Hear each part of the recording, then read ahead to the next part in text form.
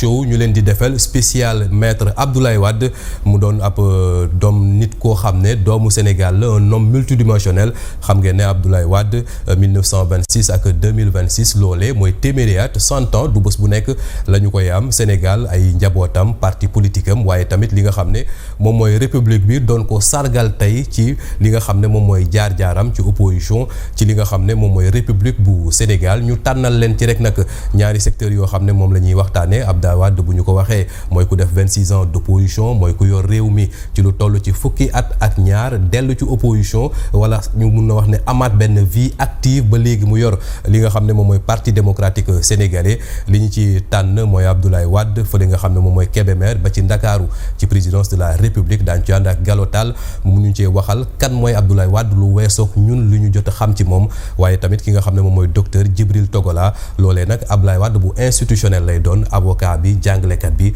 waaye tamit président de la République ñu fas yéene leen ko dégtal ni ma ko waxee léegi Djibril Togola moom mës na nekk conseiller technique foofee ca présidence de la République gunge maître Abdoulaye Wade ci li nga xam ne noonu la yoree woon réew mi waaye tamit yoroon li nga xam ne moom mooy jeunesse libérale ak travailliste foofee ca diwaan googee ñu fas yéene ànd ak moom ci li nga xam ne moom mooy jotaay bi monsieur Togola ñu ngi lay nuyu. asalaamaaleykum wa rahmatullah Khalifa maa ngi lay nuyu di la ziar bu baax di la sant bu baax ci dalal bi ñu dalal tey di ziar kilifa kër gi Bougane Gueye ak ñi yore liggéey bi yëpp di ziar sama frère sama xarit président Galotal mi nga xamante ni moom it jàmbaar la ci parti démocratique sénégalais ma am mbégte fekk ko fii tey bokk ak moom jotaay bi di leen sant bu baax di nuyu nag téléspectateurs yëpp ak téléspectatrices yi di ñaan yàlla defal ñu waxtaan bu am solo ci président Abdoulaye Wade ci centenaire am bi tey. mu ngoog ci centenaire am bi tey moo tax Abdoulaye Wade bi ñuy wooyee góor gi Abdoulaye Wade bi ni ñuy def seen maam Abdoulaye Wade bi nga xam ne dafa bëri ay doom ci ay ñoo xam ne tette na leen ci wetam wet googee la ñu soxlaa ki nga xam ne moom mooy Galotal mu bokk ci pôle porte-parole bu parti démocratique sénégalais maanaam ñi yor kàddu gi waaye tamit nekk responsable politique foofee ca Kébémer monsieur Tall ñu ngi lay nuyu. jërëjëf Khalifa maa ngi lay fay nuyoo waaye di sant Sénégalais yëpp di leen nuyu di commencer d'habitude fi may commencer rek guy gu rëy gi ma bokk muy Touba branche ba ma jet bokk Daaru Musi waaye xob ba ma ca la nga kër Serigne Kara Koso Asulo di rendre hommage kilifa diine yi nekk ci dëkk bi yëpp ak vraiment kilifa aada yi mais te dama am mbégte parce que d'habitude dama daan def émission singleton wala ma bokkoo ak ay débat contradictoire tey nag nga indi loo xam ne loolu bis bi laaj mooy lan sunu grand Djibril Togola ñooñu magi tuuti rek ci UJTL la mais c'est important ñu bokk ak ñoom parce que gis nga les pionniers mooy ñii c'est-à-dire ñii avec Abdoulaye bu pouvoir amul léegi nag ku ne mën naa wax bi pouvoir amee ba wees mais avant pouvoir la woon ñii Togola ku ne dégg na ko ci bataille yu nekk 26 ans donc ñu mel noonu ñun bu ñu toppee ci Abdoulaye pare doon xool ci ñoom parce que Abdoulaye bàyyi la mais ñoom mag la te ñun li la Abdoulaye di jàngal mooy da ngay topp ci mag ba keroog ngay jot ci bàyyi ñun avant ñu jot ci Abdoulaye ci ñii leen daan topp ci ñi leen daan déglu ñi leen daan ci ñooñu daan inspiré donc bu yàlla defee tey ñu dem ba nga xam ne que bokk naa ak moom débat je crois que je serai l'élève toog di ko déglu taataan ci moom comme d'habitude donc moo tax vraiment kontaan naa ci émission bi lool seq ko ak moom mais aussi kontaan ci borom kër gi parce que gis nga lu yàgg naa fi ñëw am na xam du ma ko wax mais tey wax ko jot na parce que kan la ñuy célébrer ce grand homme qui est maître Abdoulaye Wade fu ñu ko doon célébrer fële ca Grand Théâtre avant Grand Théâtre dara nekk fu woon mais il a fait de telle sorte que c'est devenu quelque chose bon mun ko fa célébrer tey ci lay profité remercier le président de la République mais bala ma yegg si moom ci borom kër gi Bougane doomu Abdoulaye Wade la doomu Abdoulaye Wade la dans la mesure où njabootu Abdoulaye Wade Bougane génn je pèse bien mes mots génnewu ci loxoom et li ma wax man xam naa ko donc moom Abdoulaye Wade ak ñi ko bëgg amal nañ Bougane njukkal ndax li ma xam bari na te xam naa génnu ci loxoom te lu mu bëgg nit ñi di ko gis wala nit ñi di ko xam donc loolu dama koy écho foofu rek dinaa ci dellusi mais président de la République bi ma tudd léegi xam naa dinañu dugg ci waxtaan bi vraiment ñun amel nañ ko njukkal amel nañ ko sargal aussi parce que bu toogoon ñu sargal le maître mais ñëw bi mu ñëw ak la fa xew ci discours ak la ci am importance très sincèrement jar na delloo njukkal nee naa ko président am nga ndam parce que Idriss Seck sunu mag la Cheikh Tidiane Sy sunu mag la Madické Niang ponkal yooyu ku ñu toog di la déglu ak émerveillement la ngay wax am na solo attentivement ku ñu toog di la déglu may la nopp Idriss Seck Madické Niang Farba Senghor Lamine Thiam Jean Passe Samuel Sarr Madické ñoom ñëpp toog di la déglu ak fi ñu toll ci politique c'est parce que la nga wax am na solo te solo boobu dinañ ci del si daañu ñëw ci le contenu du discours de l'intervention du président Diomaye ni mu ko waxee léegi marqué na li nga xam ne moom mooy esprit yi mu doon mu hommage bu éloquent boo xam ne le président Bassirou Diomaye Faye def na ko tey foofee ca suba ca Grand Théâtre alors docteur Togola ci loolu laa lay interpeller 100 ans duy am bés bu nekk centenaire président Abdoulaye Wade 1926 ñu nekk ci ren 2026 mu doon 100 ans yoo xam ne tey au-delà du Parti démocratique sénégalais on a vu la République moom moo ko doon sargal wax na ko léegi ñi fa teewoon ñëpp ci di force personnalité loolu lan lay tekki. waaw Khalifa laaj bi nga laaj am na solo lool. te wax dëgg yàlla dañuy rebondir rek ci càllal gi nga xam ne suñu frère Galotal joxe na ko léegi. ubbi waxtaan bi ci indi. mandarga bi nga xamante ni moom mooy mandarga kilifa gu toll ni Abdoulaye Wade. tey ñu koy defal centenaire. te tey wax dëgg yàlla képp koo xam ne républicain nga. képp koo xam ne patriote nga képp koo xam ne bëgg nga Sénégal bëgg Afrique sa xol tooy na te am nga mbégte. ndax dañuy sargal di màggal jëmm joo xam ne dafa doon comme li ko wolof Njaay di waxee benn bët ci diggu jë ndax daf ko wone en tant que leader sénégalais mais leader africain wone ko ci ñàmbarteem ci wàllu politique wane ko ci xarañteefam ci wàllu xam-xam. Exactement. Abdoulaye Wade boo gisee trajectoire am de 1926 à nos jours dafa ndar képp lépp luy géeju xam-xam mu matale ko. Effectivement. ndar képp lépp luy xarañteefu politique mu matale ko. Abdoulaye Wade instituteur jaar na armée. maanaam ku ne xam na rôle force de défense et de sécurité. Effectivement fa la patriotisme ak bëgg sa réew di juddoo. foofu la ko njëkk a wone.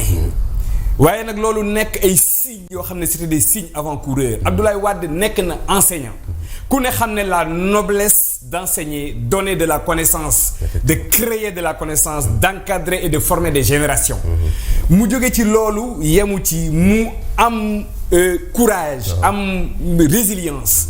am conviction am détermination ba tax muy jàng di nafar ba nekk docteur jóge ci nekk professeur agrégé jóge ci nekk professeur titulaire de rang exceptionnel nekk doyen de la faculté de droit et de gestion. Effectivement. Professeur Abdoulaye Wade yemul ci benn xeetu xam-xam benn branche mais dafa ndar képp les mathématiques ndar képp la philosophie ndar képp la psychologie ndar képp le droit nekk avocat international nekk économiste de rang exceptionnel nekk financier c'est-à-dire surtout loolu dañ koy faral di fàtte Abdoulaye c'est un économiste. C'est un économiste qui a écrit même des ouvrages, qui a publié des articles scientifiques, qui a travaillé avec les plus grands économistes à l'échelle mondiale. Exactement. Et n'oublions pas également que Abdoulaye Wade a participé à redresser la situation économique de plusieurs pays. Effectivement. D'accord.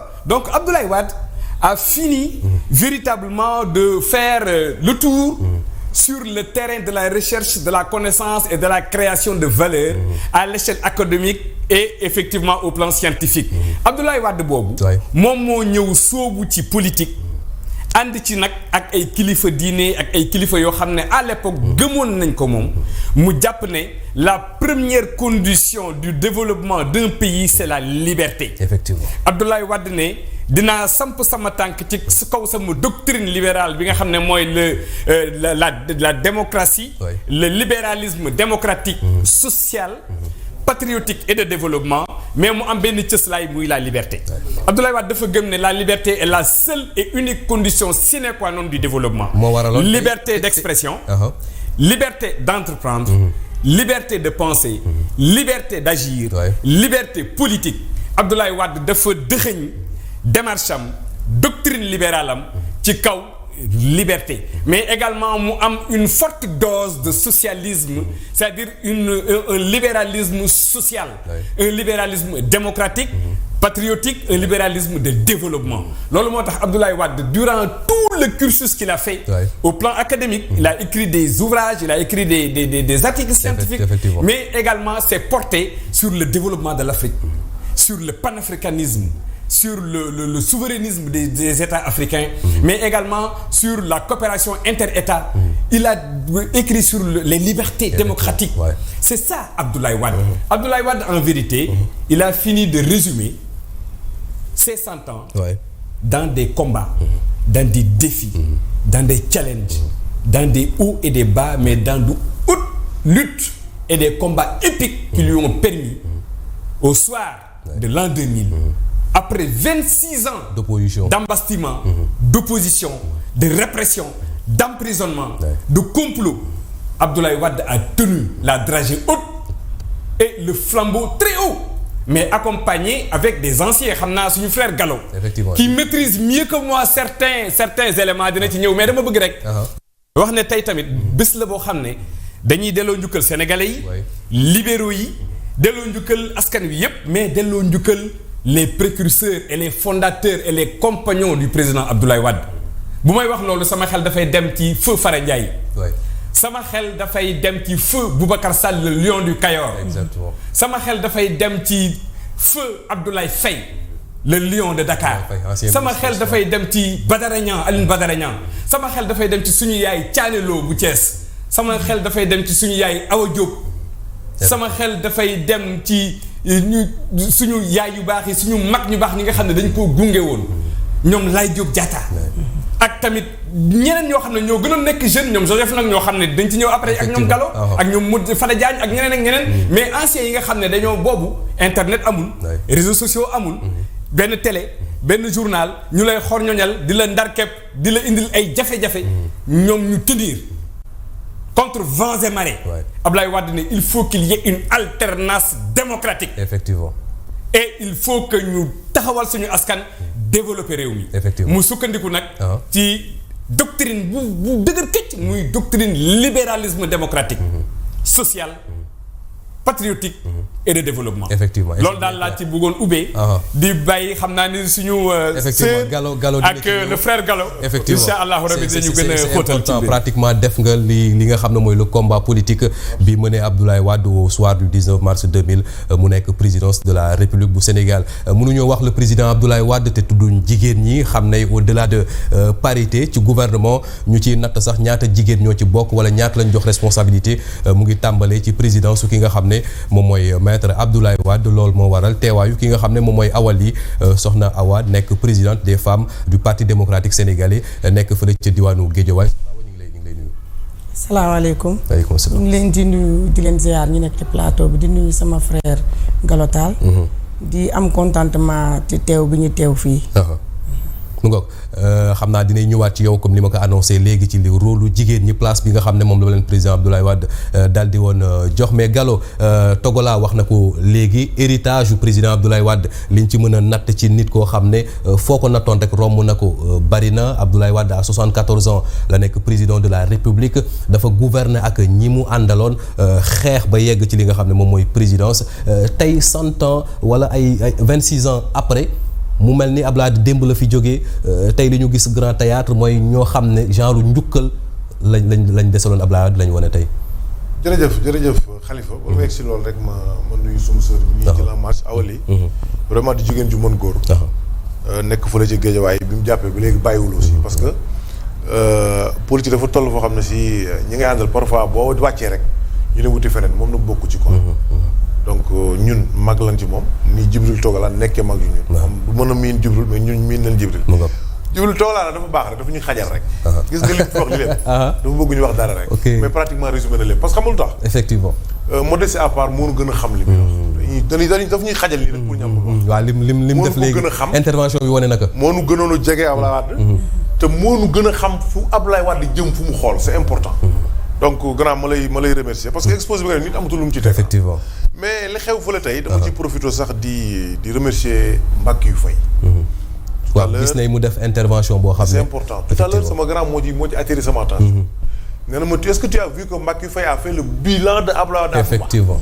et puis il a parfaitement raison donc Mbackiyou soyez-en remercier ci sincérité bi ci exhaustivité bi c'est-à-dire fexe ba lépp mat parce que tey fu Abdoulaye Wade teg loxoom Touba Mbackiyou fexe na koo génne effectivement mais nag Abdoulaye Wade loo ko waxal Touba rek man jàpp naa ne war na parce que ki fi toog tey di sunu kilifa ñu ñëpp sëñ Mountakha moo ko doon yaay magum yoon wi te Abdoulaye mel na ni xamoon na loolu moo tax mu daan def yëfi mag effectivement Abdoulaye xamoon na loolu moo tax mu fexe bu Massalikul Jinaan tey nekkul Auchan wala nekkul station Shell wala feneen ba tey Massalikul Jinaan nekk makkaanu Serigne Touba exactement xamoon loolu moo tax mu nekk un président di père de la nation tiim ku tedd ki yàlla ko yàlla xare àjjana Serigne Saliou Mbacké mu sukk ci kanam ñu ne ko président nooy nekk président ñëpp di sukk ci kanamu kii mu xamal leen ne man damay doon ancien président kii du doon ancien xalif jamais lu leer xanaa suñu borom def comme ni mu def te kii ci ñun mun moom laa yaakaar sukk ci kanam rek laa mën a dem ndax Serigne Saliou ku ne xam na fi mu féete ak Abdoulaye Wade donc dugg ci day xaw a day bari daal mais buñ delsee ci la xew tey fële rek wax nga dëgg ña fa dajaloo ñëpp tey ku nekk am nga loo yëkk parce que xeex boo gis dafa am ay précurseur mais xeex ak xeexal ku mel ni Abdoulaye Wade bu la neexee nga dàkkante la ko car rapide xol bi car rapide la loo am paas soo amee juróom dugg soo amee fukk dugg soo amee ñeent fukk dugg c'est la réalité parce que noonu la ko yàlla bindee exactement donc ku mel noonu mooy njaboote ñëpp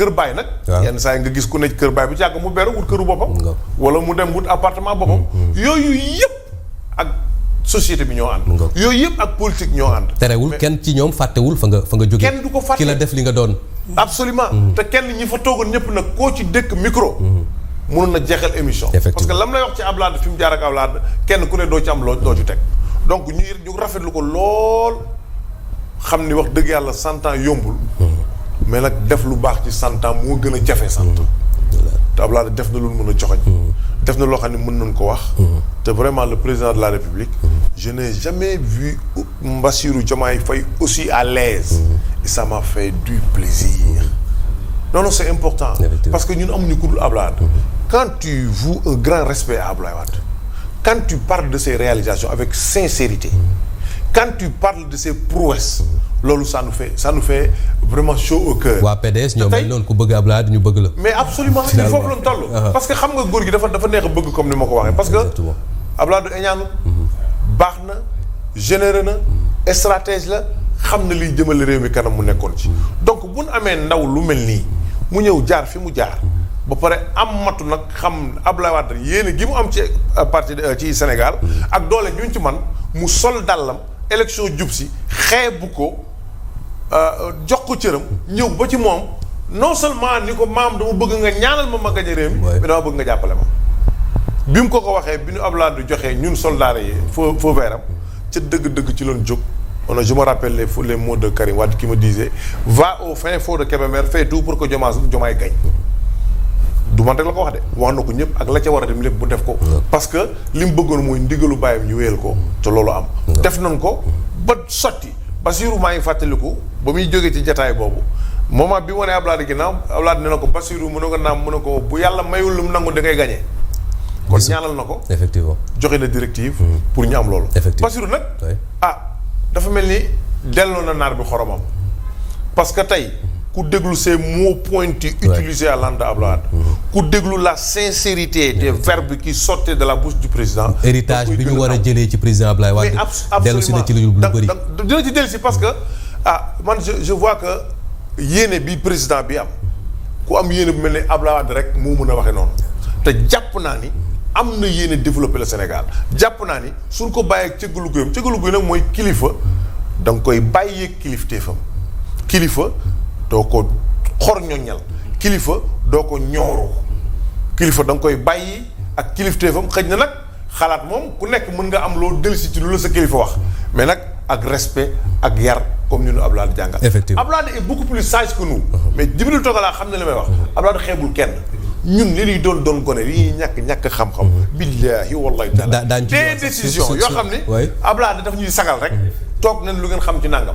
nga toog mu def xam ne lii wax moo la ko gën a xam fuuf. effectivement mais xeebul kenn. foo jaar mu jël sa xalaat. boole xalaalam mën a tabax. effectivement te daañu ñëw tamit ci facette bi nga xam ne mooy la générosité de Abdoulaye Wade gis ne récemment ki nga xam ne moom mooy général bi yoroon foofee di présidence de la République ci wàllu sécurité bi yenn témoignage yi mu def ci le président Abdoulaye Wade ñuy fàttali ne tey bu weesoo sax Sénégal y a des présidents d'Africains yoo xam ne à travers visioconférence def na des témoignages sur l'homme bi nga xam ne moom la Abdoulaye doon bi mu yoree réew waaye tamit loxoom ni mu ko dugalee woon ci li nga xam ne moom mooy Afrique jigéen ak Abdoulaye Wade lim leen cëralee ci li nga xam ne moom mooy ay cër ci bu mu yoree réew mi bari na au-delà sax ci biir PDS la leen doon njëkk a jox ay responsabilités mu defal leen parité jox leen des postes de responsabilité premier ministre bu jigéen ci Abdoulaye Wade la ñu ko njëkk a gisee à la personne de Mame Madior Boye soxna Awa yéen it tey dafa mel ni loolu yëpp boo ko boolee moo waraloon tey taxawaayu jigéen ñi foofee ca assemblée ca Grand Théâtre. waaw ñu ngi kontaan ci question bi nga ñu posé bu baax. di la wax ni tey bi nga fa ñëwee yow def nga constat bi vous-même. xam nga ni mbooloo mi fa nekkoon jigéen ñoo fa ëpp. effectivement te dañ ni boo mënta leble da ngay mën a fay bor. jigéen ñi nga fa gis ñëpp dafa am bor bu ñu ameel Ablaye Wade. doon ko fay si. moo tax nga bokk jigéen te parce que boo gisee tey Sénégal ñu jox jigéen cër ñu jox jigéen gëddaan maître Ablaye Wade moo ñu liggéeyal loolu. liggéeyal nañu ko bi mu fi nekkee liggéeyal nañu ko ginnaawam. looloo war a mu indi émancipation de la femme. looloo war a mu indi bàjjanu gox dugal ci gox yi bàjjanu gox ba loo xamante ni problème am na ci gox yi. bàjjanu gox bi dina ko mën a régler taxawu ko bala mooy egg feneen. loolu mooy Ablaye Wade moo ñu ko defal ñun jigéen ñi. tey yéen it dafa mel ni delloo ngeen ko ba mu mot sëkk Ablaye Wade fu mu mës a soxlaa jigéen ñi gis na leen ci ginnaaw. vraiment waaw boobu ba léegi nag bañ mësee jàpp ba léegi. musuñu militer fenn. musuñu jënd carte fenn.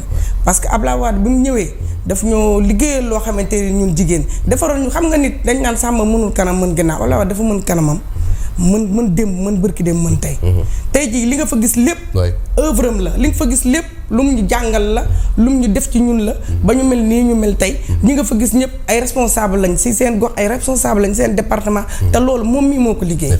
ndax am na loo xamante ne su ko deful woon ñun bu ñu ñëwee xëj na place bi ñu war a jox duñu ko jox mais bi ñu ñëwee dañu Parti démocratique sénégalais ki fa ñëw tey ak ki fa ñëw démb ñoo bokk yam même pied d'égalité militant lay doon daan nañu vous êtes des frères et sœurs loolu lañ jàngal loolu tey bi nga ñëwee tey contentement boobu nga fa gis nga nit ñi ni ñu doon doxalee nga xam ne nit ñi dañu am kontante dañ am yëg-yëg ci moom maanaam ñun duñu doyal ci moom mukk te bis bii yàlla xam na ne ñun doyaluñu ñu ciy remercier nag le président Diomaye Faye di ko ci wax ni defal nañu loo xamante ni ndax ku nekk waroon nga sargal maître Abdoulaye Wade yow dëkk ba nga nekk waroon nga ko sargal gox ba nga nekk kon bu ñu defalee nii may ñu opportunité ñun ñëpp ñu retrouvé wu dañ cee kontaan bu baax ñu ko ci remercier bu baax a baax. effectivement Abdoulaye Wade defoon na fi sax soxna Awa Diop su ma juumul toftal ko ci njiital premier ministre gis nañ Mame Madior Boye waaye tamit ma carte ma caution bu Aïda Mbodj c'était loolu yëpp pour sargal ko docteur Togola Sénégal ñuy sargal nit de son vivant bariwul li ñu koy def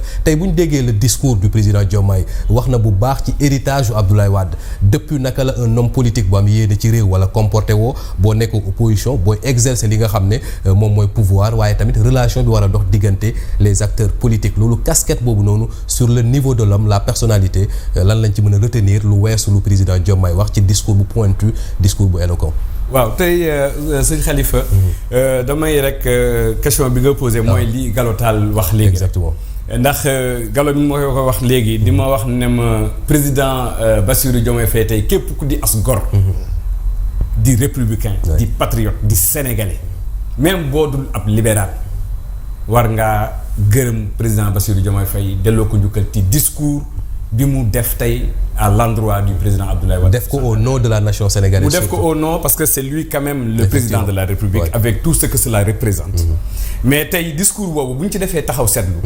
dafay nekk une leçon inaugurale boo xam ne c'est un cours magistral. un cours politique. mais de très haute portée. boo xam ne dañ cee mun a jukki ay leçons ay jàngat. ci jëmm ji nga xam ne mooy président Bassirou Diomaye Diakhar Faye mais également ci jëmm ji nga xam ne mooy président Abdoulaye Wade. exactement ndax président Bassirou Diomaye Diakhar Faye tey bi muy wax gisoo ko liirul kayit de mais mi ngi taxaw jàkkaarloog des centaines de milliers de Sénégalais de patriotes te fi mu nekkoon tey y avait la haute c'est l'élite politique hiérarchie la crème et l'intelligentsia libérale du Sénégal tey ay kilifa ñoo fa nekkoon ak ay militants ak ay responsables ay góor ak ay jigéen ñu bëgg seen réew ay xeexkat ay jàmbaar président ñëw sagal ñu ñëw présider événement bi mais également ànd ci ak dal ànd ci ak tey déglu ñëpp bi mu defee discours xol yëpp sedd yaram yëpp a daw ndax président dafa retracer la trajectoire académique le profil le pédigré du président Abdoulaye Wade mais retracer également son action politique son action institutionnelle tout ce qu'il a pu réaliser quand il a été porté à la tête du pouvoir.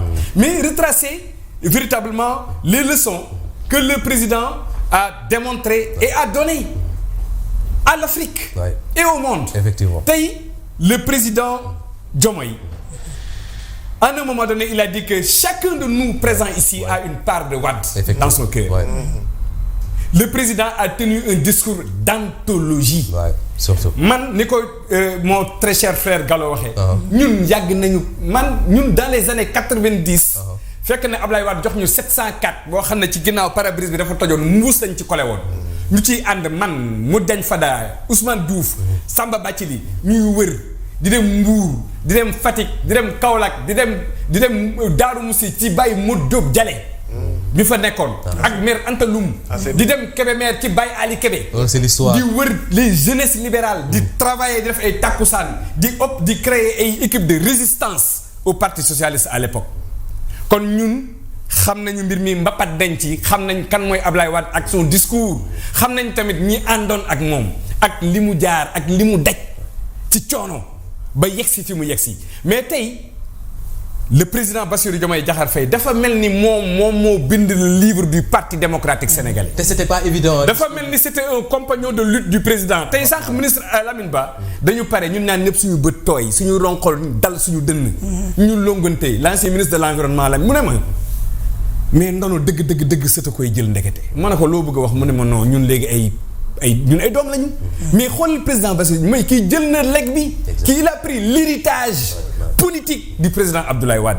Son discours aujourd'hui, c'est le constat qui est unanime. Et aujourd'hui, il a fait preuve de grandeur.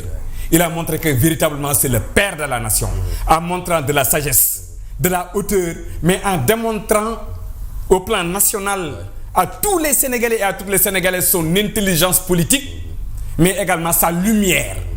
C'est pourquoi aujourd'hui il a tenu ce discours, non seulement yéné, mais rendre hommage aujourd'hui le président Abdoulaye Wade, c'est rendre hommage au peuple sénégalais et à l'Afrique, parce que n'oublions pas que le président Abdoulaye Wade est le père de la démocratie. Exactement. Abdoulaye Wade a mené toutes les luttes pour la démocratie en Afrique, les libertés humaines en Afrique, et il les a portées au-delà des frontières de l'Afrique. Et Abdoulaye Wade a également été le précurseur de la lutte pour la démocratie au Sénégal. Et pourtant, il l'a toujours fait sans compromission. Et il a toujours été pour les grands compromis et pour les consensus. Et Abdoulaye Wade a fait preuve de sagesse pour refuser de marcher sur des cadavres et de prendre le pouvoir au palais. Et pourtant, il en avait les moyens. Gallo peut me témoigner. Nous, on était prêts à tout. Parce que Abdoulaye Wade, nous, on était son bouclier infranchissable. On a été de tous les combats. Mais Abdoulaye Wade, mais il a toujours fait preuve de sagesse, de retenue, d'esprit républicain et de patriote. C'est pourquoi Mané, Kouyakar patriotisme, c'est un nouveau mot, c'est une exégèse, il y a une naxabop. Kouyakar Sénégal, bimu judok légui fukki at la yaangi tu te trompes lourdement. Kouyakar ya mom Sénégal wala Sénégal ya ko tabax da ngay nax sa Sénégal Abdoulaye Wade ak d'autres grandes figures de la démocratie. D'autres grandes figures. Vraiment, les Lamine Gueye, les Blaise Diagne, les Senghor, les Mamadou Dia, beaucoup de grandes figures. Le président Abdoulaye Wade et d'autres encore. Et Abdoulaye Wade aussi avec ses compagnons. Tout à l'heure, j'ai parlé de ses compagnons. Mais il y en a d'autres aussi, moins jeunes. Gallo, mais Maître Ousmane Ngom, on l'oublie. Mais Idrissa Seck. Mais il y en a plein. Le président Macky Sall. Mais le président Macky Sall aussi. Mais il y en a plein qui ont été de tous les combats et qui ont accompagné le président de la République pour prendre le pouvoir en 2000. Avec aussi des jeunes. Modou Fada, qui a été une figure emblématique à l'université. Mais Talla Sylla, qui a mené des combats épiques. Mais il y a beaucoup de jeunes qui se sont sacrifiés, qui se sont donnés. À l'époque, nous, on était à l'UJTL, avec Diagne Fada. Avant ça aussi, avec Joseph Ndong. Mais les gens ont mené des combats. Ils étaient tous là. Donc c'est pour vous dire que le patriotisme, l'amour de la patrie, le sens du sacrifice, dafa yag. Te Sénégal nak réewu démocratie la. Ni mu bindo la ak niñ ko teggé. Te Abdoulaye Wade bi mu ñëwé dafa gëna yaatal démocratie, indi esprit d'ouverture et de consensus, indi inclusivité, poser ay actes en faveur des femmes. voter lu ay loi sur la parité. jël ay pourcentage yoo xam ne jamais kenn mësu ko yaakaar. 12 ministres dans un gouvernement de femmes. 12 femmes ministres moom moo ko fi mës a def. Ablaye Wade rek moom moo jël jusqu'à des taux de 43% ci ay institutions. di fa nommer ay jigéen. positionner leen dans tous les secteurs stratégiques. responsabiliser leen. jël ay jeunes depuis Serigne Diop.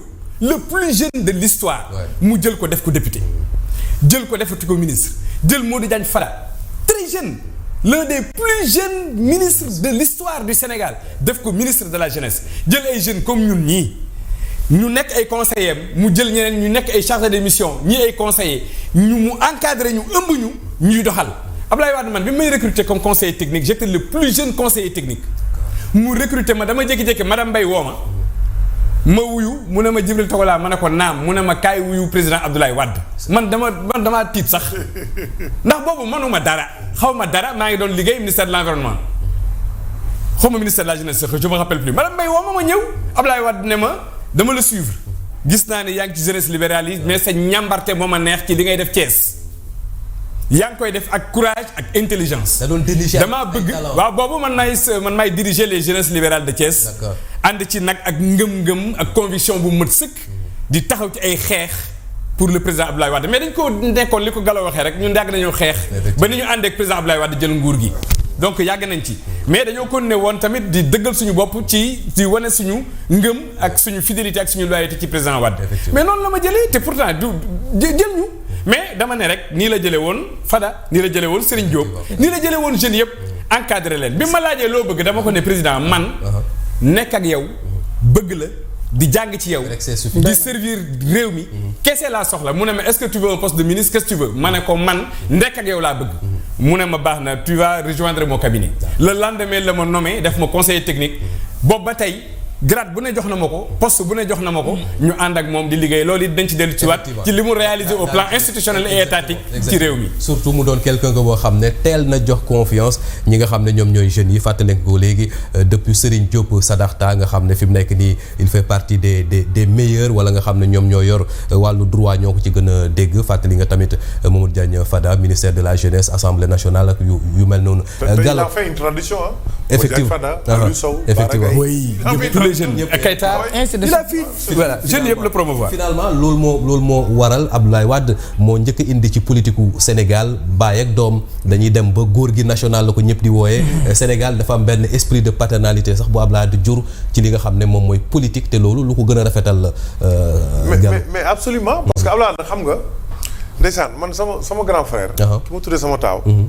dafay wax ba ne Gallo lu ma ko wax mu sëgg mais su ma jubee ci Abdoulaye mu siggi xool ma ne lu ma wax ci Abdoulaye ma tontu ma ne ko non grand du ma ko tey mu ne bi ko Abdoulaye ne sama doom boobu léegi te loolu grand billaahi li may wax grand mën na xam ça m'a fait plus que gis ne tey Woré Sarr bu ci waxee ñaari yoon rek day mel mais absolument man Wade on a été à Versailles bi ñu duggsee loolu du ma ko fàtte jamais te li ma gën a bàyyi ci moom yooyu ci la bokk ñu ko Jibril waxee dëgg la man mosuma ko laaj poste mosuma ko laaj xaalis ñu wax papa ñaanal su paree ma ne ko bul fàtte duut bi loolu laa koy tooñee duut bi mooy ñaan bi la ñaanal bi muy teg ci boppam bi mu mujjee gis ma lii secret bu ma jàng ba la kaa defal ma rek bi ñu ñëwee maa ngi ànd ak samay morom ku ñëw mu ne la toogal nii ba man dama sax tiit parce que Versailles mi ñu recevoir moom moo taxaw ku ñëw mooy la toogal nii ba mu des man mu ne ma kaay mu ñëw mu ne ma toogal fi yow sama doom nga ça signifie beaucoup loolu non c'est-à-dire moo tax man ku ma nax ci politique man la neex gis nga si même audience boobu il nous a posé une question li ma la wax léegi ne la xeebul kenn Abdoulaye dafay sànni benn balle de sonde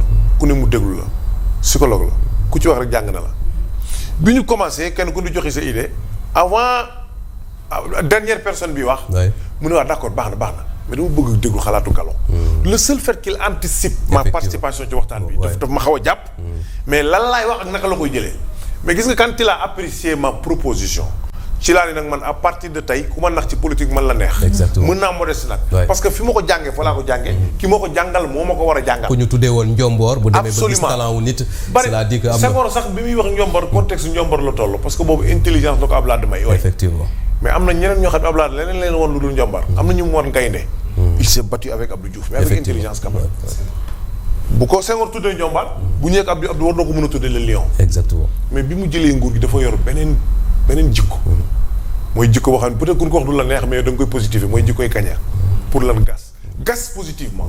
Vous vous rappelez en 2000. kenn amul foo jaar. parce que les gens disaient. Abdoulaye gas na réew mi fépp. c'est normal. ba 2007 fii ñu nekk nii. effectivement benn yoon la woon. muy piste bi. car rapide ci digg bi lañ daan tourné. mais Abdoulaye bi mu ñëwee xam ne am na problème c'est vrai que ne sacrifié na ba benn moment kenn doxu fi mais boobu day defar boobu la ko gas. léegi gis nga piste bi ni mel ci la VDN bi ñëw. effectivement Kébémer nga daan jógee wala Ndar ñëw dugg si Rufisque à 6 heures du matin pour nga yegg Dakar jënd marchandise 11 heures lay nekk pour lan ndekete trajet bi ngay def de Rufisque à Dakar moo gën a yàgg de Saint-Louis à Rufisque ci benn tali. ci agglomération bu xawoon Abdoulaye di ñëw yaatal loolu indi fi lim indi Patte d'Oie benn baa xool na ba jàgg mu ne ma ni Abdoulaye def Patte d'Oie xale bu ko xamoon ni Patte d'Oie meloon ak léegi ni mu ko mel nag jar na di ko woteel ba keroog ñuy doyal ci moom pour dire que ni réalisation Abdoulaye yëpp dafa am maanaam dafa am cëslaay dafa am njariñ li ko waral nag lenn rek la le président l'a dit le président a utilisé un mot tey bu xam ne si ci suñu viatique la bokk la patience Abdoulaye est le seul président boo xam ni que boo ko fekkoon muy nelaw boo ko nee bërët bu jógee doxal xam nga lu tax parce que dans sa tête yàgg naa doxal waajal na yéene gi nga xam ne amoon na ko ci réew mi parce que waajal yoroon réew mi moo tax mu toog benn moment ñoom Jibril mi mënu naa faatu bu yàgg ci fitam sànq wax na ko léegi gis nga ñun les libéraux bon nan ñan yàlla lafal cet c'est-à-dire obédience nekkul ci réew mi obédience politique bu ñu ëpp fit bu ñu gën a xam bu ñu gën a ñemee lu ñuy wax bu ñu gën a intelligent les libéraux xasuma ñeneen ñi la parce que lépp complémentaire effectivement donc ñun mais l'exposé bi la Jibril kii ci élève Abdoulaye la bokk effectivement élève je veux dire ak passion nga koy dégloo c'est-à-dire tu l'écoutes nga xam ni kii li mu lay wax ni c'est Abdoulaye Wade effectivement boo dégloon Abdoulaye tey kon foo jëm donc ku mel ni moom nekk fi ñeneen ak ñeneen ñi nga xam ne que ils peuvent te proposer loo xam ne si kenn du ko dindi ci pour le développement de ce pays donc Abdoulaye pour dire patience boobu moo ko indil 4 fois le président l'a dit tey 4 batailles nga ñàkk yëpp bu xëyee suba nga defaraat sa sell yéegaat sa fas dem xeexiwaat muy présidentiel mais li muy ci garaaw législative mooy xeexiwaat bi day dajeeg ñu ne la bataille bu démb bi yaa ko gagné lan moo koy joxe xeex moom dafa sacrifié woon boppam Djibril l'a rappelé tout à l'heure Abdoulaye a été militaire fii militaire bu dem guerre ñëwaat sante ko yàlla il a été militaire est-ce que mënu foog na yem est-ce que kon dina fekk muy xëccoo réew mi non lui il s'est sacrifié pour le pays mais bi mu waree jot réew mi ñoom toogalaa ñi bëgg a sacrifié wu pour moom parce que boobu Abdoulaye sonn na di gagné ñu koy fokkati mu ngi leen naan non man si je dois travailler ce pays avec yéen toogalaa mais toogalaa bu doon Abdoulaye toppoon di nga nekk conseil technique dana ko di dëgg ci seen fukk jeunesse bi ngeen bëggee xeex dem palais bi leen di téye fii ci place de l'indépendance est-ce que bu leen toppoon dina defal conseil municipal conseil technique amoon na mëtu canaliser fuggu mais justement amoon parce que fii nag actuellement nag ku mbooloo topp Sénégal nga yaakaar ne yow la mbooloo bi topp lamb ji jël boo fi gis tey boo ubbee tuuti page yi amoon na fi daaw jéeg Abdoulaye lu mu deful ci politique ñun kenn mënu ñoo jommal ci politique donc bañ a sacrifier xale yi moo tax mu ni man je vais travailler ce pays avec vous si vous vous sacrifiez dem palais mais palais nag dafa am borom bu nga demee dóor leen bal ngeen de kan laay liggéey la réew mi yàlla wuy si ko ci loolu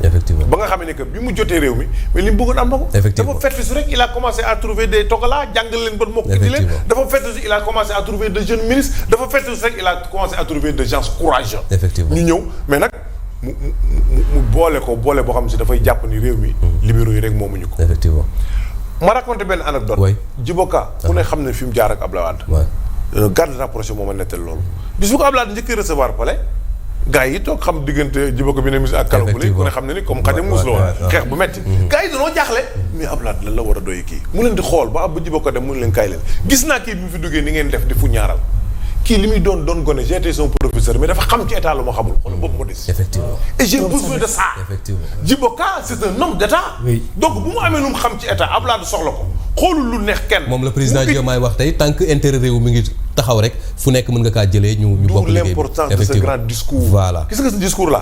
leçon inaugurale la gis nga discours là. Abdoulaye a maintes fois fait des thèses dans beaucoup de disciplines dans beaucoup de matières. thèses yi ñëpp ay jàngale la. mais je vous jure man li ma jot a xam ci politique ce discours de Diomaye politicien bu ko jëlul di am loo ciy jàngat di nga rate lu bari parce que dafa jàngale li muy doon xale c'est un petit grand président wala un grand petit président. Petit par la taille. Mais tey jii. Très grand par l'idée. Effectivement le discours a été apprécié de tout le monde. Revenir ci li nga xam ne moom la ñuy wax Abdoulaye Wade dans les temps nouveaux temps renouvelés d'hier à demain soxna Awa retenir ngeen loolu yéenay les jeunes yi nga xam ne yéen a nekk ci langue politique gi fi mu nekk nii bëri na ay tension bëri na ay conflits yoo xam ne ñu ngi ko ci nemmeeku est-ce que ni ko président Diomaye comprendre li war a doon l'héritage du président Abdoulaye Wade yéen ñi nekk ci parti bi tey nekk ay ndaw comprendre ngeen ko noonu. waaw xam nga buñ la tàggatee ci maître Abdoulaye Wade daf ñoo tàggat ci patience. tey président Diomaye revenir na ci ñaari yoon. xam nga moo patience dafa bëri lu muy signifier te maanaam boo ko doon décrire tey jëmmu maître Abdoulaye Wade ngay teg ndax xam naa ni moom sagesse bi mu am ak patience bi mu am ba doon lii mu doon tey ñun buñ ci tàggatul woon duñ ko xaar parce que xam nga jeune day bëri fugg wala deret di ko yëngal pareen saa yi demee doole pareen saa yi mais wan nañu ni sa opposition du sa noonu ki nga bokkalul langue da ngeen a bokkul rek ay pensée mais du sa noonu da ngeen a bokkul fi ngeen di xool bokku leen vision mais du sa noonu loolu yëpp tàggat nañ ci jàngal nañ ci ba foo ñu fekk loolu rôle boobu la ñu joué foo ñu fekk noonu la ñuy doxee. gis nañ ne loolu sax moo waraloon avant muy def passation de service mun a jox l'avion présidentiel à Abdou Diouf. merci beaucoup mu dem defi tàggatoo ak dernier sommet de l'organisation pour l'Union africaine côté jigéen ñi tamit lay des ak yow ba léegi moo leen propulsé wax naa ko léegi ci Mame Madior Boye wax ko ci Awa Diop wax ko ci responsabilité yi mu leen jox 12 ministres yi ab gouvernant ba léegi loolu ambition la pour yéen ngeen jàpp ne prochain président de la République du Sénégal. mën na nekk effectivement mën na nekk jigéen parce que gunge nañu ba ñu ñeme. wan nañu yoon ba ñu am fit jàngal nañu ba ñu xam lu bëri ba xam ba fépp fu ñu nekk xam nañ ne nañ fay toogee xam nañ nañ fay defee parce que politique bu njëkk avant moom muy ñëw daawoo gis jigéen muy politique wala boo koy gis tamit doo ko gis muy kii bu gaaw mais moom bi mu ñëwee lañ leen doon gën a doyee. merci beaucoup dañu daan teg ci kër yi ñuy togg di yàq mais moom bi mu ñëwee wan na ni fépp fu góor nekk jigéen war na fa mën a nekk place bu góor occupé jigéen war na ko mën a occupé loolu moo ñu may fit moo ñu dugal ci politique moo tax tey jii ñu duñu milité fenn fu du parti démocratique Sénégal parce que bor la boo xamante nii lebal na ko jigéen te mu ñun xam leer nañu ñun mënuñu koo fay imaginez ñun buñ jotoon ci Ablaye Wade bi muy am 40 ans imaginez ñun buñ jotoon ci Ablaye Wade bi muy am 35 ans wala bi muy toll ni président Diomaye mi kon passé nañ fii xam nga boo gisee yàlla guddal fanam ba heure bi ñun de am na jàngat buñ ci def gis nga boo wàccee aéroport Blaise Diagne xam nga looy njëkk a wax jërëjëf maître Ablaye Wade yàlla na yàlla guddal fanam soo jaaree ci péage bi xam nga looy njëkk a wax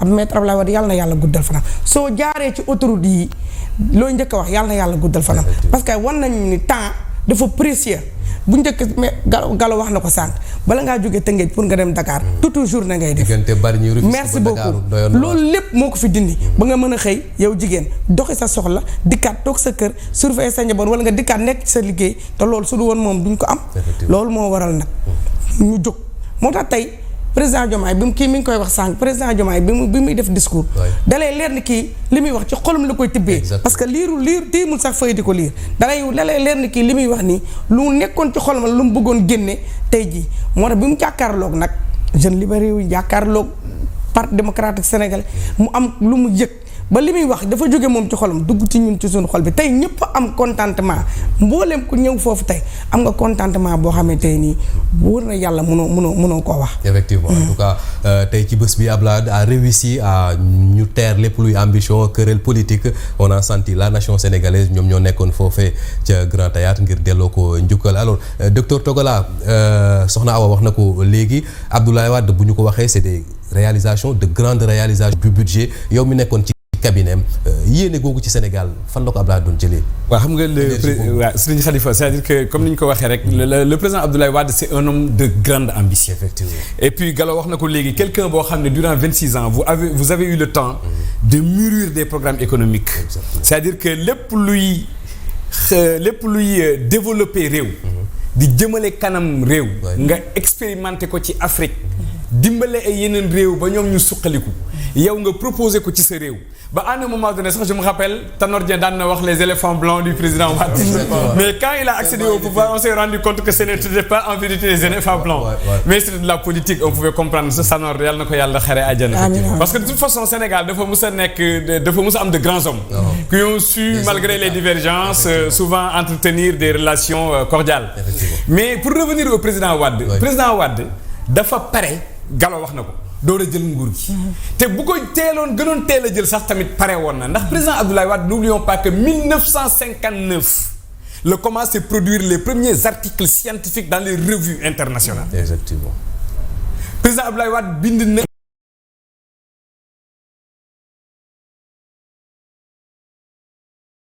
mathématiques ay téere ci statistique ay téere ci économétrie président Abdoulaye Wade dafa ndar képp lépp luy koom-koom ndar képp lépp luy xarala ak xeltu ak gëstu buy doxal réew buy jëmale réew kanam. moo waral appellation. ci suqalikoom ak ci fittikoom moo tax moom Abdoulaye Wade dafa pare.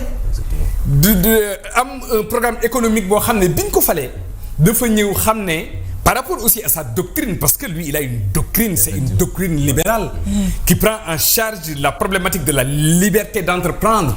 L'entrepreneuriat, mais tout en prenant en compte également l'État en tant que garant de la sécurité, en tant que garant périmètre de cadrage de toute la sécurité publique et des citoyens. Président Abdoulaye Wade, il ne prenait pas peut-être moins d'État, mieux d'État, mais il voulait un équilibrage entre l'État et le secteur privé et il l'a fait.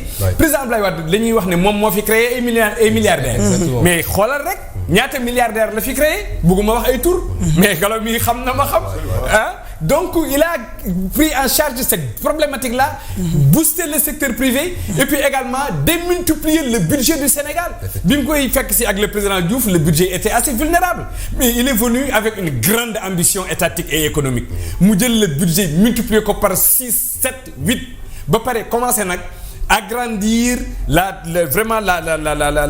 l'opérationnalisation des politiques sectorielles publiques en faisant quoi mu reformater les ministères reformuler ko dugal ci ay missions yoo xam ne amu fi woon ba pare def en sorte que qu'il y ait ce qu'on appelle le PPP, le partenariat public-privé. Effectivement. Indi et partenariat, diversifier les partenaires. Parce qu'à l'époque du Mignon, peut-être il y avait la France et d'autres partenaires occidentaux. Ça est là. Mais lui, il s'est ouvert au monde arabe. Mais oui, Dubai Port World, Indi, Nyup. Je vais m'ouvrir au monde. Bien vrai que je vais croire encore à mes réalités endogènes et locales, mais je vais m'ouvrir au monde, mais tout en gardant ma liberté d'expression. Exactement. C'est pourquoi d'ailleurs, si vous le voyez dans les tribunes de l'ONU, des Nations Unies, quand il a été invité, quand on lui donne la parole, il prend la parole de l'Afrique. Il prend la parole de l'Afrique au-delà du Sénégal. Ouais. Et c'est pourquoi tout le monde respectait le président Abdoulaye Wade. Il a été sollicité pour tous les conflits à travers le monde. Et n'oublions pas les plans. Le plan NEPAD, le plan Oméga, pour agréger l'Afrique, pour créer les États-Unis d'Afrique. Khadafi, yalla ko yalla xare aljana xaratam bobu. Mu amon ci ak mom ak ñom Thabo Mbeki ay affaires yo xamné ay xelat ay xeltu. Regarde la grande muraille verte. Des boo xam ne ça s'étend sur toute l'Afrique yooyu yëpp ce sont les grands chantiers les projets catalytiques impactants à forte valeur ajoutée économique et sociale que le président Abdoulaye Wade a mis en place, a mis en œuvre et a opérationnalisé durant ces 12 ans. Mais au-delà de ça, au niveau local, Gallo wax na ci soxna si Sabit wax na ci mënu ma ci delluwaat xëy na peut-être mais aujourd'hui tous les jalons de l'émergence ont été posés par le président Abdoulaye Wade. Les 7 merveilles qui ont été ses projets, ses bijoux, il les a réalisés. Tey fi ñu nekkoon Gallo koy fàttali di fa def tey son centenaire. yaram yëpp a daw ndax Abdoulaye Wade la. Il faut tourner. Abdoulaye Wade était dans l'atmosphère. Et le président Diomaye tant gi ñu am ci moom ak ngërëm gi am na fu mu tàmbalee mais amul fu mu yem. Tey président Diomaye ñun ñëpp ku ci nekk ubbi na sa xol dugal ci glace. mu sedd guy ñun ñëpp ñu ngi koy sant di ko gërëm ndax ñun Abdoulaye Wade la ñu am nous sommes ses disciples et ses fils spirituels li Gallo wax rek xëy na kër dina toll foo xam ne nit dina génn wuti appartement wala dem feneen wala wut yëfu boppam mais cëslaay bi ndëgërlaay bi keno bi mooy maître Abdoulaye Wade ak son legs ak son héritage historique intellectuel politique économique social et démocratique te ñun tey loolu la ñuy ndamoo di ko kañ ci bés bi nga xam ne tey moom lañ ko doon sargale te président Diomaye fii mu teg tànkam na ko fa teg na ko fa saxal di gën a inspiré wu si philosophie travailliste économique et sociale et démocratique du président Wade parce que n'oublions pas que la première thèse de doctorat d'État écrite par le président Abdoulaye Wade était portée sur la problématique du travaillisme mouride le jëf jël effectivement la philosophie du travaillisme mouride le développer et aujourd'hui ça l'a beaucoup aidé dans la structuration des modèles économiques qu'il a pu développer au Sénégal et un peu partout. Effectivement. Et tey dimension boobu it dañ cee suñu xol da cee sedd ndax ko mel ni Serigne Mountakha bu yónnee rakkam lenqe yónni surtout Sëñ Touba yi indi délégation bu mag jëwriñ Mbàkke yu fay ñëw def un témoignage historique en dressant le bilan. Même si ce n'est pas exhaustif parce que Ablaye Wade li Gallo di wax naan ndawalu guddi la. ku daj foog ne rek. yow yaa ci ëpp cër. yaatu na duuf na ba ñëpp xaj nañ ci. Ablaye Wade ndawalu guddi la. mais tey Mbacke yu fay. wax na li Ablaye Wade defal communauté mouride. premier président bu sukk ay oomam ci ab xalif. waaye nag premier président boo xam ne dafa désenclavé dafa décloisonné Touba. investir fa mais yemul rek Touba Ablaye Wade dafa am lante këru diine yëpp. respecté këru diine yëpp respecté mag ñëpp. respecté confrérie yëpp. ku ci nekk mu jox la sa cër jox la sa wàccuwaay. Al Amine effectivement donc nga xam ne Ablaye Wade donc dañ ko mën a qualifier comme quelqu'un qui est le carrefour. culturel. intellectuel. social. sociétal. politique. sociologique. du peuple sénégalais. Effectivement. Abdoulaye Wade est un seigneur qui est entré définitivement dans les livres d'or de l'histoire politique du Sénégal et de l'Afrique. Abdoulaye Wade est une icône. Abdoulaye Wade est un dénominateur commun pour le Sénégal et pour l'Afrique. Effectivement. mais Khalifa pour compléter sama grand rek. dama ñambal ça parce que ëpp naa compléter c'est déjà complété. mais quand il a parlé de culte de travail de libéralisme travailliste. gis nga yàlla lay def. moment bi ñuy fêter les centenaires d'Abdoulaye dafa dajeeg l'anniversaire de chez Mame Cheikh Ibrahima Fall. mu nga gis la jëf jël rime avec Cheikh Fall. effectivement te fàttali na ko ca bañ koy ba ko Mireille Ndiaye di installé en 2000 mu nekkoon stade fii suñu ginnaaw rek Léopold Sédar Senghor mu waxoon ne travailler toujours travailler le juge Kéba Baye en 2005 mu ngi koy rappelé ci leçon inaugurale bu université. alors on poursuit fa la ñuy jeexale il nous reste moins de 10 minutes ci legs bi nag côté politique fi mu nekk nii 100 ans jël réew mi à 74 ans doxal ko tey nga am téeméeri at terewul Abdoulaye Wade ba léegi moom mooy le secrétaire général national bu parti démocratique sénégalais même bu fekkee vie politique bi c'est pas active mu ngi koy doxal moo leen di jox yenn responsabilités yi tey galotaal nga mën a nekk porte-parole bu parti démocratique sénégalais tey bu ñu xoolee présence bi fa nekkoon fàttali ne bopp yi fa nekkoon yëpp di ko dalee ci Serigne Diop ba ci ñoom ñi nga xam ne ñoom ñooy Ousmane Ngom Idrissa Seck ñëpp nga xam ne ay doomam lañ legs politique bi ndax ba léegi PDS mi dina ko sauvegarder au-delà de PDS ñi nga xam ne ay doomam lañ ku ci nekk tey yor sa langue politique ñoom moom lañ fa da Alioune Sow ak yu ni mel. merci Khalifa. et benn pa ndeysaan bu baax dafa wax ni ñaan. maanaam ñaan yàlla. c'est comme xeer boo sànni. bala nga yegg ni nangu na rek da ngaa dégg fi xeer bi daal. exemple. su ma jëlee xeer sànni ko. quand j'entends kang. wala rang. je sais que ne am na fu mu daal. ça veut dire que xam naa ne ñaan ngi nangu na. am na fu mu daal. effectivement. ba tax na Abdoulaye li muy liggéeyal. lenn rek la ko mën a fayee.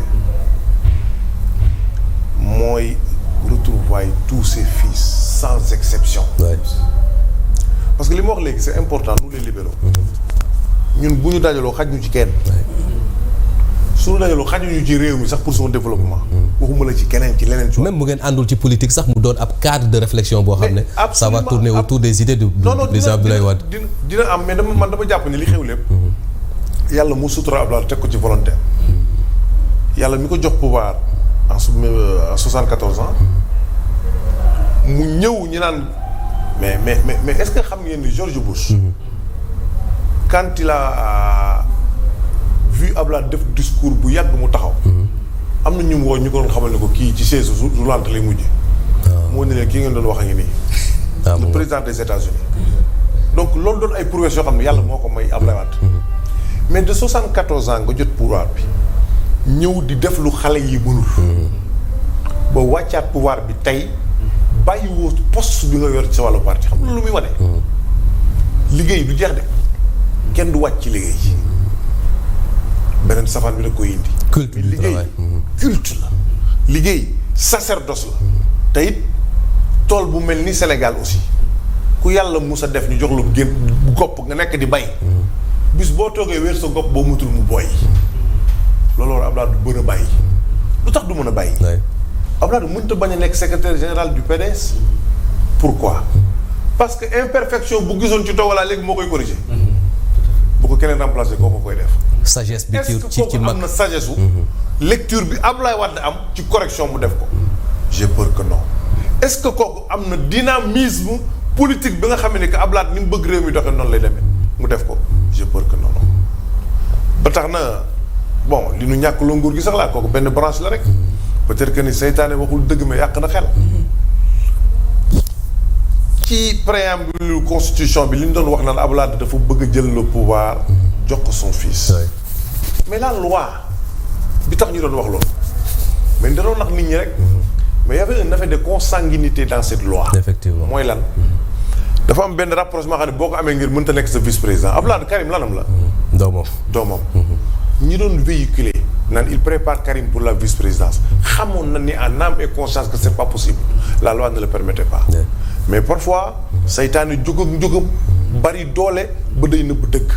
mais nag yàlla suturaal nañu. suturaal nañu ci benn mbir. suturaal nañu ñu xam kan mooy kooku. doomu Abdoulaye Wade jooju. suturaal nañu xam ba xam nag kii doomi Abdoulaye la ci leen ci courage. mënuñoo wax lépp. parce que ku ne xam ne fa mu nekkoon métti na. effectivement. ñu naan métis beeg tubaab beeg yu ma xamul. mu tenir lu ko ñuul kooku tenirul. mu tenir lu kenn tenirul daal maanaam wane ci njàmbaar wane ni kii mooy vraiment doomu Abdoulaye Wade. sans pavillon spécial sans ñu daaneel foofu. mu wane ñu aussi benn élan de solidarité bu doy waar boo xam ne si jàpp naa ni Karim Wade mii kat mat na kilifa. Karim malgré li ñu ko def lépp. bi mu fa génnee bi fi feebar bu métti bi duggee muy Covid. participation bi mu ci def je crois que ni li mu wàññi ci ay cas bari na. mais leneen ak leneen jàppale bi ñu jàppale président Diomaye. ma fàttali ni ki nit ñi ni ko Diomaye bëggoon na le PDS rejoindre ko bokk ci gouvernement. mais notre candidat Karim ci laa gën a gëm ne man am naa kilifa. il les a dit yéen a gagné gouverner leen nous on vous a allayé. effectivement. président gouvernance su Diomaye. li ci PDS gis. war ko da koy wax objectivement. effectivement. mais aussi. lu ñu war a rafetal dañ koy rafetal mooy li xew tey. li xew tey. te mu rafet Diomaye def ko. je sais que du ko réccu. parce que PDS ku ko rebal kel mu fay lu guddi. c'est ça la réalité. léegi nag ba tax na sama mbokk libéraux yi. xeer bi ma waxoon léegi ni dal na. mais dal na. mooy on a célébré les centenaires. des nag li ëpp solo li Abdoulaye gën a bëgg mooy xam-xam kologu suba bi. suba la monument de la Renaissance. effectivement kooku experts yeeg. ñëpp dinañ ci teg ci. mais nag il faut mu am cëslaay. warta nekk le 4 bi ba le 5 bi mu pare ñu croiser les bras. c'est à partir de maintenant. que nous les libéraux. mag ñi fi nekk ñun magal ñu jël les bâtons de pèlerin. bu nu bàyyi kenn nan seeti ñëpp. Abdoulaye xolu car rapide la yor ku ne xaj na ci. c'est bien clair jërëjëf Gallo nañu gisante suñu bopp. benn ak benn. ñu waxtaan jëmmal idéologie de Abdoulaye. jëmmal yéenam Sénégal jëm kanam. effectivement 30 secondes rek soxna Awali bu Guédiawaye comme ça voilà ñu terminer en beauté ci lan ma war a doon suite bi par exemple ci loo xam ne Abdoulaye di daf leen ko fii bàyyil ngeen wéyal ko doxal ko ci wàllu politique. waaw xam nga ñun loolu moom am nañ ci yaakaar bu baax a baax. ndax maître Abdoulaye Wade mbiram. du fay ba ilaa yomi diin te dañ ne ku yokkul dangaa wàññi. ñun li ñu war mooy. fépp fu ñu nekk ak fépp fu ñu toll. di ko fésal di ko béral. malgré fés na bir na ndax Abdoulaye Wade international la.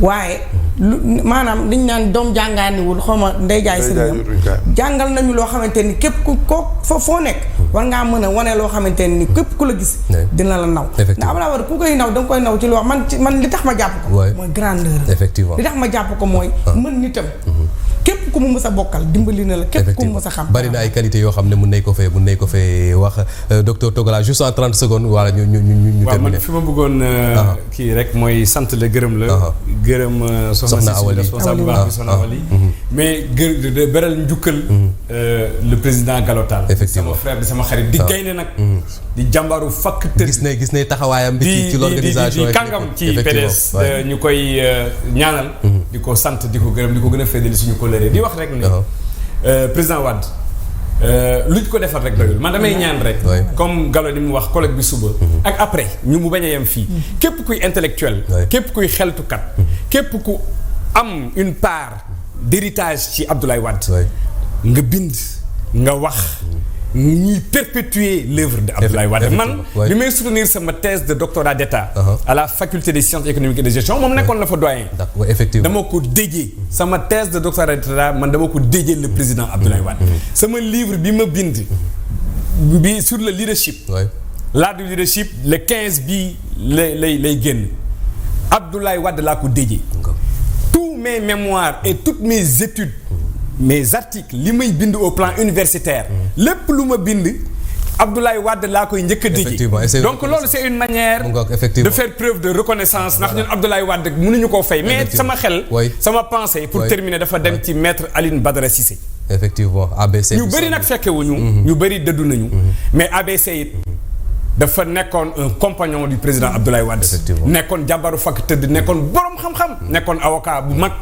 moom ak ñi mu àndaloon ñëpp tey dëddu na ñu koy ñaanal yàlla xare ko aljana xam naa fa mu nekk tey bu gisoon li xew Grand Théâtre dina bëgg lool effectivement donc ñuy fàttaliku libéraux yëpp ak ñi àndoon ak maître Abdoulaye Wade di leen sant di leen gërëm effectivement di gërëm suñu frère libéraux yi di leen sant di leen gërëm yéen ñi nga xam ne yéen it wi Gallo dama jeexal rek am nañu yaakaar ci Abdoulaye yàlla na ñor xom yàlla na dund bu dund sàppi ko sama benn waaye dafa ni ma àllaaxira lu waay saaj dana la ko yan benn part ni ma adduna bi la loo ci def ci garab dana la fekk sa kër àjjana kon Abdoulaye dina bëri ma ne Abdoulaye de këram kenn doom foo jaar xam nga lu tax garab xam nga lu tax la grande muraille effectivement c'est bien clair Abdoulaye Wade un homme multidimensionnel waaye jërë ngeen jëf yéen ñi d'abord nga xam ne yéen laa àndoon nag ci li nga xam ne tey defal nañ ko Gallo Tall bokk ci porte-parole bu parti démocratique sénégalais docteur Djibril Togola nekkoon fi li nga xam ne moom mooy conseiller technique am waaye tamit soxna Awali responsable femme Guédiawaye bu parti démocratique sénégalais Abdoulaye Wade comme li ko président Diomaye waxee tey ci wolof bi muy jeexal discours am mooy jërëjëf la ko sénégalais yi desel reconnaissance totale père de la nation góor gi national la plupart moom lañ ko